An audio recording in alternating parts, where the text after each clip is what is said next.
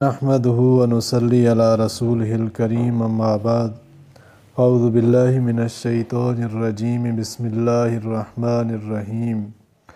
وإذا جاءتهم آية قالوا لن نؤمن حتى نؤتى مثل ما أوتي رسل الله الله أعلم حيث يجعل رسالته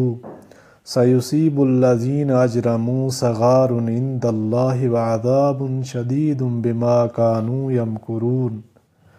اور جب آتی ہے ان کے پاس کوئی آیت تو کہتے ہیں کہ ہم ہرگز نہ مانیں گے جب تک کہ نہ دیا جائے ہم کو جیسا کچھ کہ دیا گیا ہو اللہ کے رسولوں کو۔ اللہ خوب جانتا ہے اس موقع کو جہاں بھیجے اپنے پیغام۔ عنقریب پہنچے گی گناہ گاروں کو ذلت اللہ کے ہاں اور عذاب سخت اس وجہ سے کہ وہ مکر کرتے تھے۔ دوسری آیت میں انہی قریشی سرداروں کی ایک ایسی گفتگو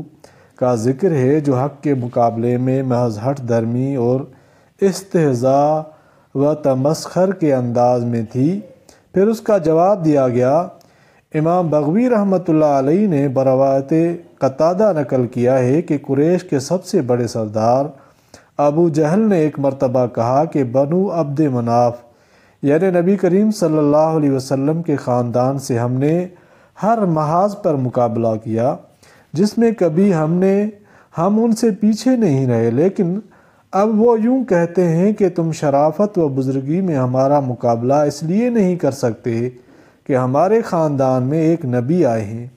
جن کو اللہ تعالیٰ کی طرف سے وحی آتی ہے۔ پھر کہا کہ میں اللہ کی قسم کھاتا ہوں کہ ہم کبھی ان کا اتباع نہ کریں گے جب تک خود ہمارے پاس ایسی ہی وحی نہ آنے لگے جیسی ان کے پاس آتی ہے۔ آیت میں مذکور ہے وَإِذْ جَاءَتْهُمْ آیَةٌ قَالُوا لَن نُؤْمِنَ حَتَّى نُؤْتَى مِثْلَ مَا أُوتِيَ رُسُلُ اللَّهِ کا یہی مطلب ہے۔ نبوت و رسالت کسبی اور اختیاری نہیں بلکہ ایک عہدہ ہے جس کے عطا کرنے کا اختیار صرف اللہ تعالیٰ کے ہاتھ میں ہے۔ قرآن کریم نے یہ قول نقل کرنے کے بعد جواب دیا اللہ اعلم حیث یجعل رسالتہ، یعنی اللہ تعالیٰ ہی جانتا ہے کہ وہ اپنی رسالت و نبوت کس کو عطا فرمائے۔ مطلب یہ ہے کہ اس بے وقوف نے اپنی جہالت سے یہ سمجھ رکھا ہے کہ نبوت اور پیغمبری خاندانی شرافت یا قوم کی سرداری اور مالداری کے ذریعے حاصل کی جا سکتی ہے، حالانکہ نبوت اللہ تعالیٰ کی خلافت کا عہدہ ہے جس کا حاصل کرنا کسی کے اختیار میں نہیں۔ کتنے ہی کمالات حاصل کر لینے کے بعد بھی کوئی اپنے اختیار سے یا کمال کے زور سے نبوت و رسالت حاصل نہیں کر سکتا۔ وہ خالص عطائے حق جل شانہ ہے، وہ جس کو چاہتے ہیں عطا فرما دیتے ہیں۔ اس سے ثابت ہوا کہ رسالت و نبوت کوئی کسبی اور اختیاری چیز نہیں جس کو علمی عملی کمالات یا مجاہدہ و ریاضت وغیرہ کے ذریعے حاصل کیا جا سکے۔ کوئی شخص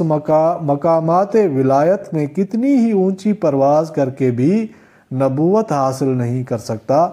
بلکہ وہ محض فضل خداوندی ہے جو خداوندی علم و حکمت کے ماتحت خاص بندوں کو دیا جاتا ہے۔ یہاں یہ ضروری ہے کہ جس شخص کو حق تعالیٰ کے علم میں یہ مقام اور عہدہ دینا منظور ہوتا ہے اس کو شروع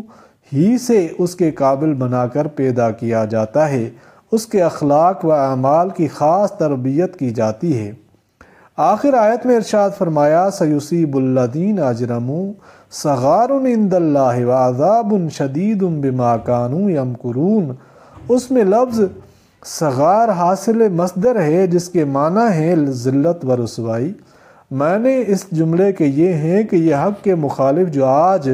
اپنی قوم میں بڑے اور رئیس کہلاتے ہیں، عنقریب ان کی بڑائی اور عزت خاک میں ملنے والی ہے۔